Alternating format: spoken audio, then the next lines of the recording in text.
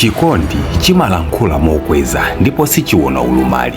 Mzimayi uyu mukumuona apayu anakwatiwa ndi mzibambo opemphesa yemwe samalankhula, samayenda ndipo sapanga zinthu zambiri zomwe mamuna amapanga. Mzimayi uyu ndi ndani? Ndi chani chinamupangitsa kuti agwe mu chikondi ndi mzibamboyu? Nanga moyo wake wa masiku onse umamuyendera motani? Ndine Dini Studios, khalani pompo pomwe nkhani ikupitilira. Mwinatu nkutheka enafe nkhani ya chikondi timayionera mbali ina, koma chikondi nchamphamvu, chimadusa pamalo posayenera kuti chiduse ndi kusiya anthu kukamwa kutayasama. Mzimayiyu dzina lake ndi Vestine ndipo mzibamboyu ndi John Bosco, onse aku Rwanda. Zinayamba zaka zingapo zapitazo pomwe Vestine anali akukhala ndi agogo ake. Tsiku lina kunabwera John ku nyumba kwa Vestine muja momwe mmakwathumu abwerera anthu opempha. Vestine atamuona mzibamboyu anali ndi mantha maka ndi mmene ankaonekera. Sankalankhula, amazikhwakhwaza poyenda, kutuluka dovu kukamwaku. Ndipo Vestine anapita kukabisala mnyumba poganiza kuti iyeyu sanali munthu onga ngati onse akhalira. Agogo ake a Vestine anamuthandiza mzibamboyu ndi kangachepe, ndipo mzibamboyu anapita. Patadusa tsiku anabweranso. Tsikunso lachitatu anabweranso napatsidwa ndalama monga mwachizolowezi. Koma chomwe chinadabwitsa pa tsikuli ndichokuti John anakakamira pa khomopo osachoka ndi kumalozera mtsikanayu. Vestine anayandikira Vestine pafupi. John anaoneka wachimwemwe pa nkhope pake ndipo ananyamuka nkumapita.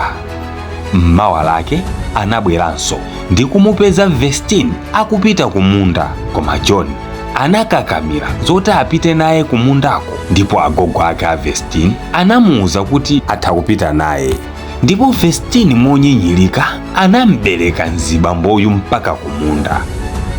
Apatu ndipo mwe Vestine anazindikira kuti mamunayu wagwa naye chikondi. Anaona usiwa wa chikondi mwa John.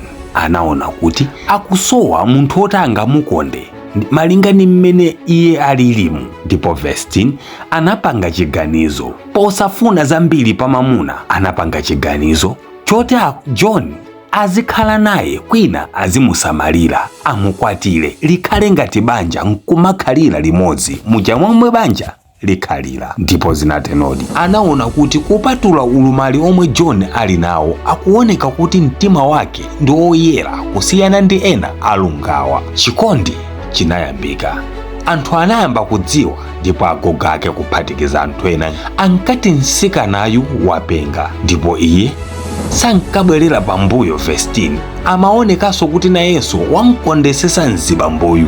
Vestine pomwe imatha miyezi iwiri anapezeka ndi oyembekezera kuchokera m'mavuvu a John. Ndipo mwana atabadwa, mwanayo anapatsidwa dzina loti Erasubiza, kutanthauza yankho la Mulungu. Anthube sankamvesabe kuti chikumuchitikira mtsikanayo ndi chani, ndipo ena ankati mtsikanayo wapepetulidwa, ndipo ena amati pathupipo sipanali pa John. Malingana ni mmene John alili sangabereke. Akwawo kwa John nawo ankakayika zoti John nkuberekadi. Mwana anabadwa, anthuwa akukhalira limodzi, ndipo pofuna kuliwonesa dziko, Vestine anapanga ukwati oyera ndi John. Zolankhula zinachulukabe, minyozo ziopsezo kuchokera kwa anthu omwe ankamufuna mtsikanayu kalero. Mwana wachiwiri anabadwa, mzimayiyu ali nganga pa John. Mwana wachitatu, mzimayi akumukondabe John mopanda mkuona nyengo. Amamubereka iye akamapita kumunda, pena kumusambisa, kumusamalira muja momwe timasamalira ana athu. Ndipo onse ndi okondwa kwambiri, ndipo sapanga regret pa chimenechi. Oonera mzanga, makamaka azimayi, banja si chithandizo, banja sikutamika, banja ndi chikondi, ndipo chikondi sichiona pokagwera. Kuoneka bwino kwa mamuna sikupereka mtendere wa mumtima, sikugula mchere pa khomo. Pa chifukwa ichi kondani munthu malinga ndi mtendere wanu wa m'makhalidwe. Pa ichi simuzapanga regret pammawa.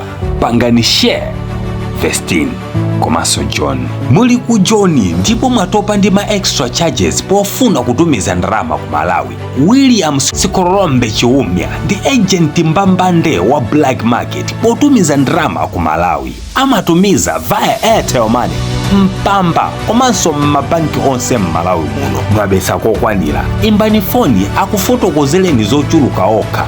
Mwina ine ndikhala ngati ndikunama.